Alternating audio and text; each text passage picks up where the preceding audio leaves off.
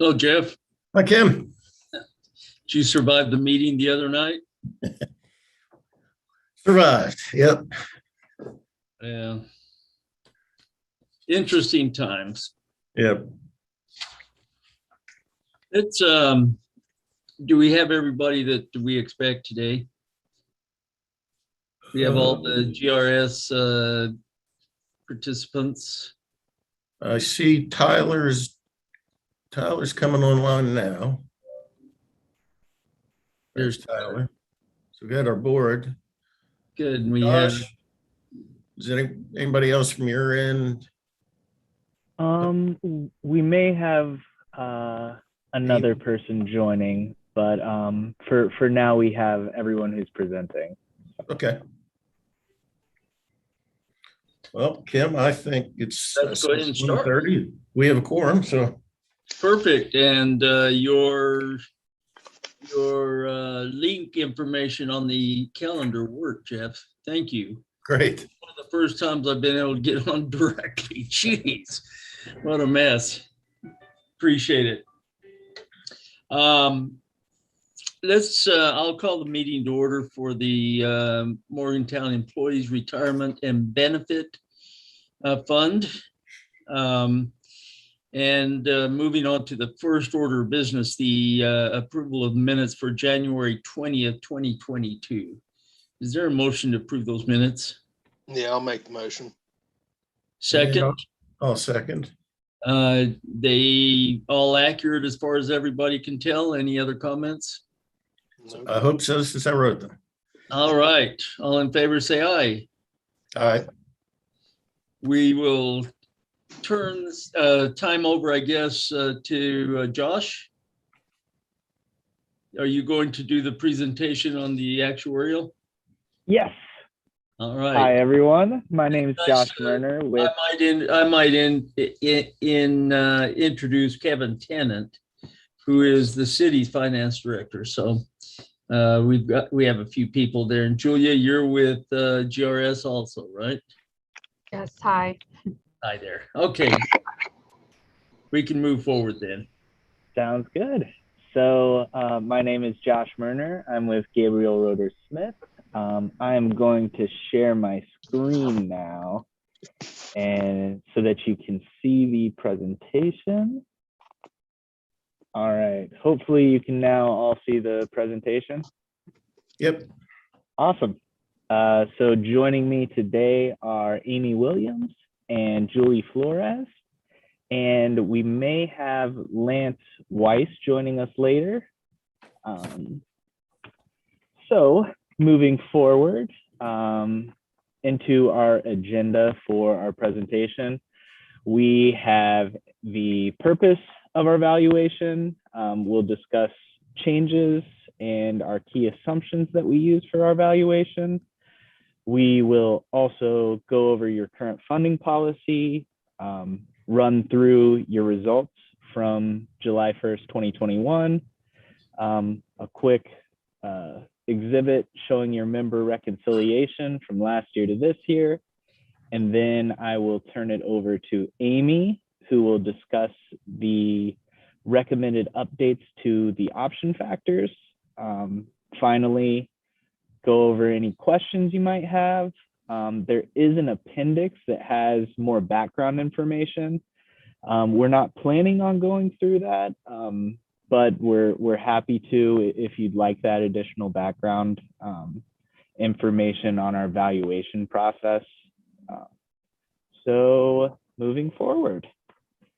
So the purpose of our annual actuarial valuation, we provide you with two separate valuation reports. The first being the funding actuarial valuation.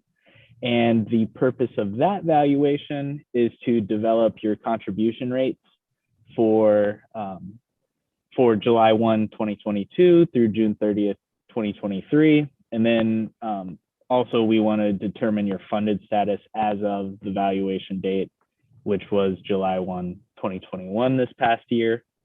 And then the other valuation report we provide to you is the Governmental Accounting Standards Board Statement Numbers 67 and 68 report. That's an accounting report, and that will just that will provide you with everything you need for reporting and disclosure purposes for your pension fund. Moving on from that, changes from the prior year actuarial valuation. This year, there were no changes in assumptions, methods, or provisions. So I'll go ahead and move on to the next slide, discussing the key actuarial valuation assumptions that we use. The first assumption that we use is the investment return rate. That's 6.75 as of right now. That was updated with the July 1, 2020 valuation. And we are recommending an annual review of that assumption, particularly in the past, over the past year. There's been a lot of volatility, and investment consultants have decreased their capital market assumptions. So we do recommend an annual review of that investment return assumption. Moving on to our other assumptions, we have mortality assumptions. We are currently using the Pub 2010, and we are also using generational mortality improvements using projection scale MP 2020. In addition to mortality, we have assumptions on salary increase rates and other demographic assumptions such as retirement, disability, and termination. So if there are no questions so far, I'll move into your current funding policy. So your current funding policy is what I would consider a good funding policy. It is the normal cost plus the amortization of the unfunded liability. And under West Virginia statutes, that amortization period for the unfunded liability has to be not more than 40 years. And Morgantown has elected to get ahead of that statute and adopted a closed amortization period of 25 years in 2011. So now we're down to 15 years as of July 1, 2021. In addition, that amortization is level dollar payments. So we're expecting the same dollar amount to be paid every single year according to that style of amortization. And if all actuarial assumptions are met, the funded status of the plan is expected to reach 100% in approximately 15 years. And the contribution for amortizing the unfunded liability is expected to remain level as a dollar amount. And then because of that, and we expect pay to increase over time, the amortization payment would decrease as a percentage of your payroll. Moving on to the results from the July 1, 2021 actuarial valuation. You had a decrease of 10 members that are active, and then there was an increase by 12 members of the inactive members for a total increase of 2 members altogether in your plan. In addition, there was an increase in the covered payroll, and there was also an increase in the average pay for each active member. Moving on to the funded status, there was an increase in the liabilities by about 6% from 76 million to 81 million. And then there was an even larger increase in the actuarial value of assets from 60 million to 65 million. This resulted in the unfunded liability decreasing by about 200,000. And the funded ratio went up by about 1.5%.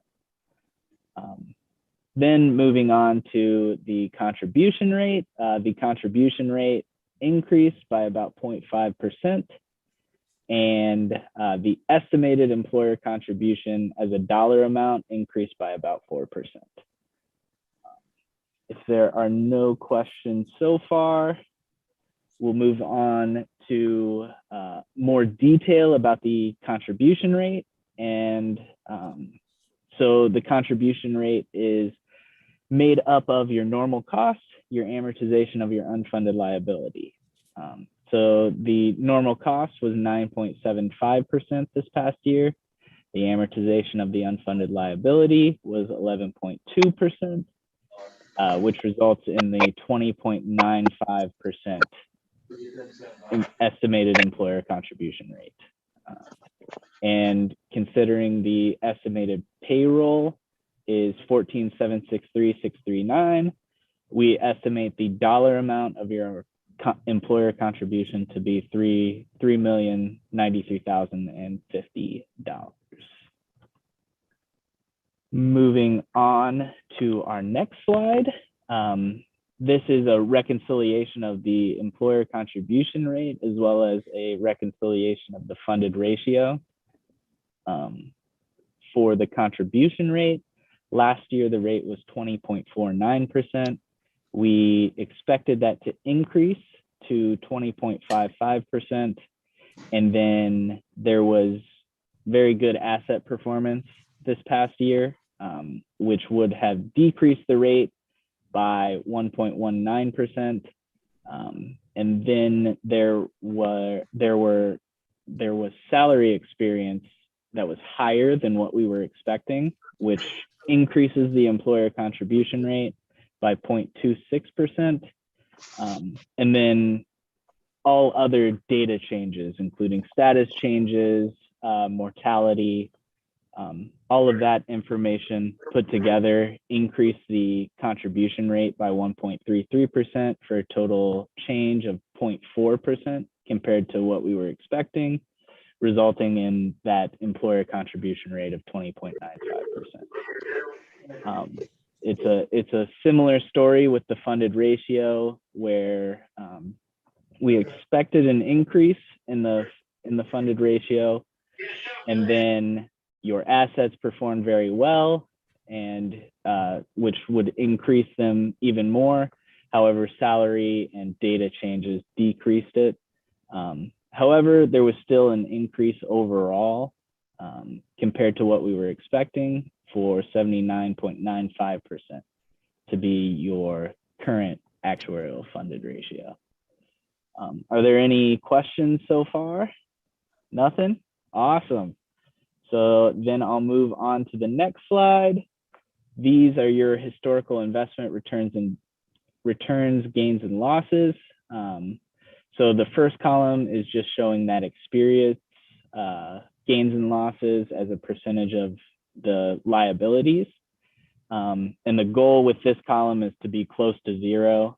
And as we can see, it looks like over time it's stayed within a range that's acceptable to stay close to zero. So that's good.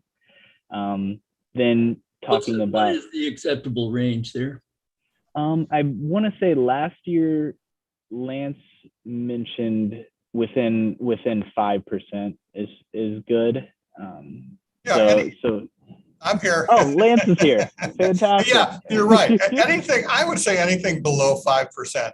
And so you're very close. I mean, 2021 was 0.46%, 2020, 0.44%. That's great. That really means that the actuarial assumptions, are pretty close to accurate. So it's really a reflection of how the actuarial assumptions are doing, and you're doing very, very well. Good. Awesome. So then going over to the other columns, we have market value of assets and the actuarial value of assets, those investment return rates. Obviously in 2021, there was a very good return on the market value of assets and the actuarial value of assets. 23.91% was very good. And then on an actuarial value, 9.65 is also very good. That's above the assumed rate of return, which is 6.75%. And then at the very bottom, we have annualized returns. On a market value, it's 7.99 for the past 10 years, and on an actuarial value, it's 6.93. Then within the past 5 years, market value has been 9.97%, and an actuarial value has been 6.53. So on an actuarial value of assets basis, the annualized return has been pretty on par with the current assumption, which is good. On to the next slide. So this slide just shows the difference between those two reports that we provide you. The first one being the funding report, and the second one being the GASB 6768 report. The GASB 6768 has a very specific set of rules for what is supposed to be reported. Whereas the funding, the purpose is really to develop the contribution rate. And so for the funding results, we use an actuarial value of assets, which is a smoothed value of assets. And we smooth in investment gains and losses over a period of 5 years for that. However, the accounting results use your current market value of assets.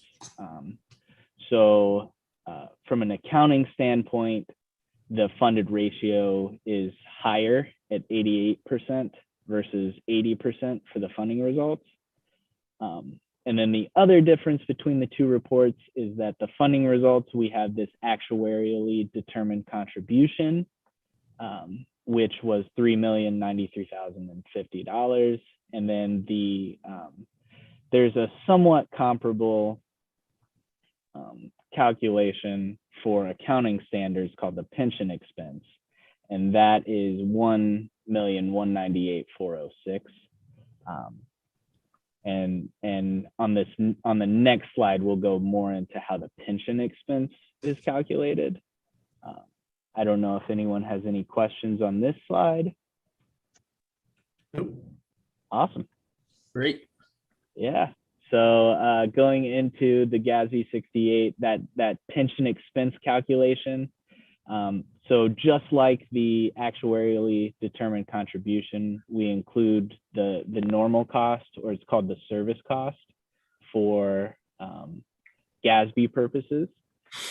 And then we include interest on that. We also recognize the experience as deferrals. And so if you have, say, a huge loss in 1 year, that huge loss based on assumption changes wouldn't be recognized all in 1 year. It would be recognized over time. And because of that, the pension expense here is going to be lower. And it was $1,198,406 for this past year. Moving on to the next slide. We just have a quick member reconciliation here. This top row shows you all of your participants and what their status was at July 1, 2020. And then the very bottom shows the total participants and their statuses at June 30, 2021. And then the middle here is showing you kind of what happened over that year. So for example, the actives, there were 25 new actives, but then there were 5 vested terminations, 19 non-vested terminations, and 11 retirements, which resulted in going from 285 active members to 275 active members. So if there are no questions on this slide, I'll move to the next one, and I'm going to hand it off to Amy, who's going to go over recommended updates to the option factors. Thanks, Josh. So this next recommended change would affect plan administration and benefit calculations. So just starting off with some background, the normal form of payment for retiree benefits is a 10-year certain and life annuity. However, members may elect an actuarially reduced benefit to provide a 50% or a 100% joint survivor annuity. So in order to calculate the benefit under the 50% or 100% joint survivor annuity, we apply an option factor. The current option factors are based on the previous set of actuarial assumptions that were used before the assumptions were updated in the July 1st, 2020 actuarial valuation. So we are recommending that the option factors be updated in order to be based on the most recent actuarial assumptions. So those assumptions that Josh discussed at the beginning of the presentation. So the 6.75% investment return assumption, the PUB 2010 mortality table. So this does change what the benefits would be. So if you go to the next slide, please, we've prepared an illustration of what the benefit would be using the current option factors and the proposed new option factors for different age combinations for the 50% joint survivor and the 100% joint survivor annuity. So for example, the first row that we have right here, we're showing that the retiree is 58 years old, the retiree's beneficiary is 60 years old. Under the normal form of benefit, the 10-year certain in life, the monthly benefit amount is $2,956.99. Currently, if that member elected a 50% joint survivor annuity, that benefit would be reduced to $2,865.06 a month. And under the proposed updated option factors to reflect the most current actuarial assumptions, that benefit amount would be $2,863.64. So it's just a very small change.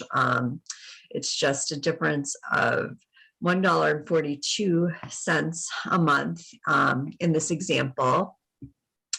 And this would only apply prospectively to new retirees. So current retirees would not have their benefits recalculated or adjusted based on the change in the option factors. This is just used for future benefit calculations for future retirees. And then on the right-hand side of this chart, we have a similar illustration, this time for the 100% joint survivor annuity. So in this case, it would be a very slight difference in increase in the benefit of $3.10. And in order to show, different combinations, we have about, 8 to 10 illustrations here, just to show that in general, the change in the benefit amount is less than 1%. In most cases, there would be a very slight reduction in the benefit compared to using the current option factors. However, in a couple of cases, it is an increase, and it does depend on the age combination of the retiree and the beneficiary. And we think it's best practice to update your option factors when there is a change in actuarial assumptions for the actuarial valuation. So we are recommending this update, and we would recommend that there be a policy in place to update option factors in conjunction with future assumption changes for the actuarial valuation. So we're happy to answer any questions on that.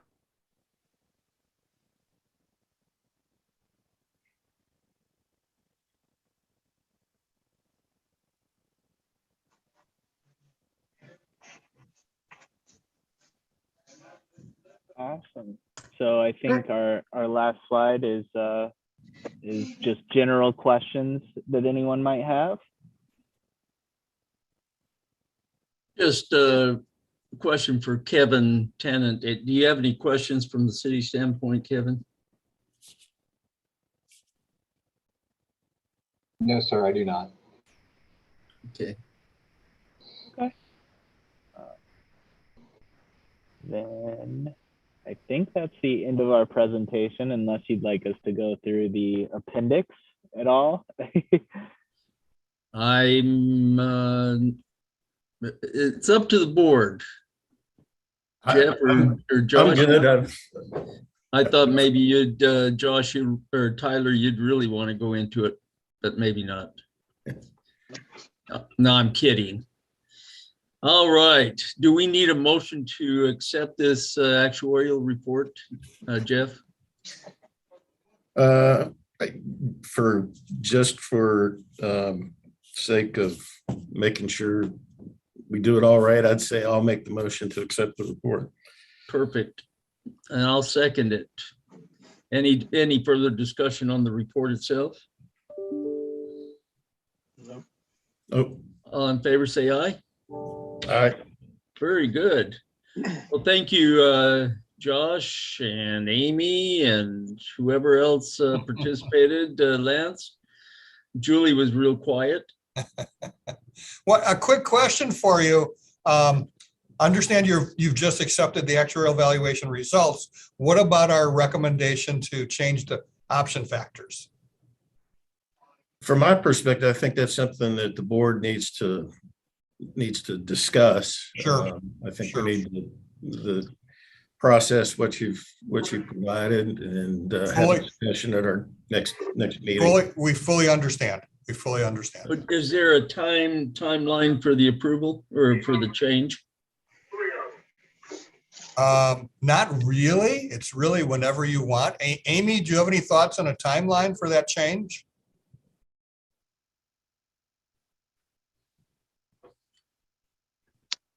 No, I mean, I don't think there's any specific, requirements. And usually there is a lag between when it's adopted for the actuarial valuation and when it's adopted for plan administration purposes. So I would say if it could be implemented, maybe in the next 3 to 6 months, I think that would probably be good. Okay. Yeah, we can do that and make sure we get it on. Let's at least keep it on the agenda until we get it resolved, right, Jeff? Yes. Okay. Anything else regarding the actuarial? Now, is the what we just talked about, is that a yearly thing we need to update, or is it Yeah, just I remember last year at this time, we did the same thing. right?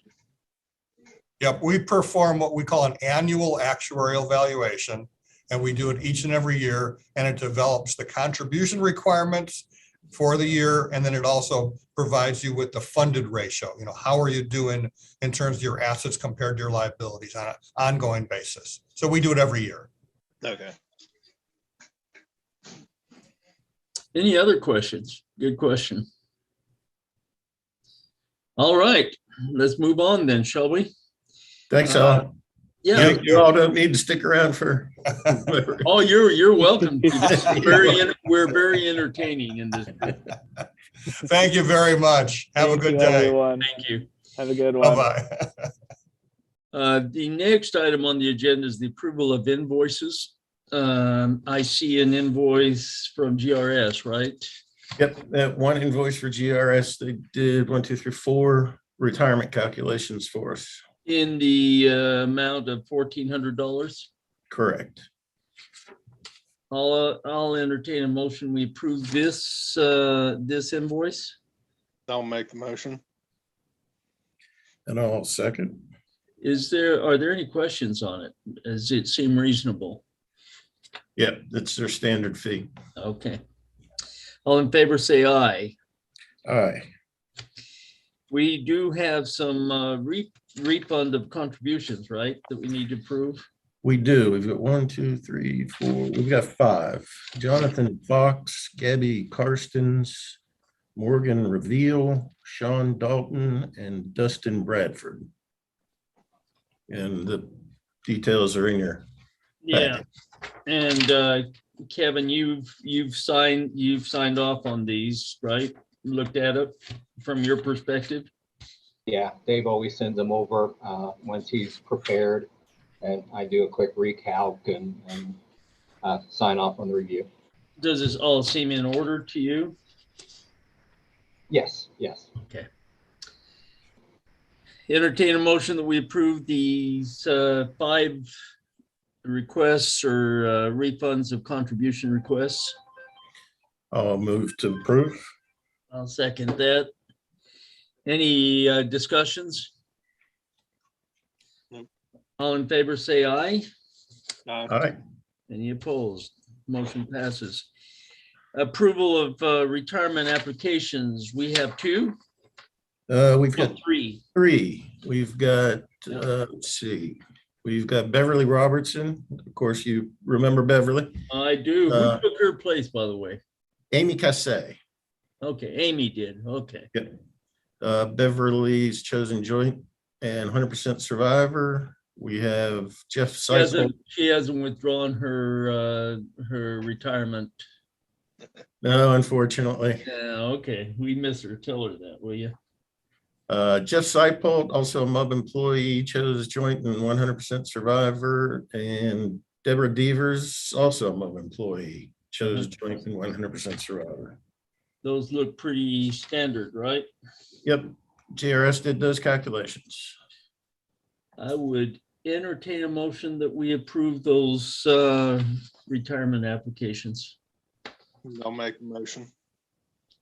Second, Second. any discussion? All right. All in favor, say aye. All right. Aye. All, any opposed by the same sign? Motion passes. Just in terms of in the form of old business, pension board appointment process. I don't know if you received it in your as an email today attachment, but I sent out another request from the membership for approval of appointment to the board, and I'm hoping that within a month or so we can have a full board. I don't know. We'd know what to do with ourselves. I mean, I know that Tyler and Jeff, you're tired of making the motion and seconding it, you know, but hopefully we'll spread that around. But anyway, that's coming out, and let's encourage everybody to participate so we can get moving on with business. Huh? Ken, did you include, are there candidates in this next email? There are. Okay. I made recommendations for the appointment of two. Okay. And so they're ready to, we'll see how they go. Also, the beneficiary overpayment, my understanding is that a letter has gone out to the individual who had an overpayment, and we're just kind of waiting for a response. Is there any other business to be brought before the board? I don't have anything. I've got one question. Yeah, sure. Business. For our next meeting, can we possibly have that on the 16th instead of Thursday the 17th? Let me see. Because I'll be in class that day. So you're in class on the 17th. I'm fine with the 16th. Okay. I think that works. I'll entertain a motion that we change next month's meeting date to the 16th at 1:30. Tyler, are you making that motion? Yeah, I'll make that motion. I'll second. All right, all in favor, say aye. Perfect. I think that takes care of the business, unless there's anything else. Do we want to have a next meeting be like a dinner meeting? No. There's got to be some benefit to sitting on this board, you know, and wading through this stuff. But I appreciate your service, folks, and we'll stay in touch. I'll keep you posted as to how the appointment process goes and what kind of response we're getting. Sounds good. All righty. Thank you all.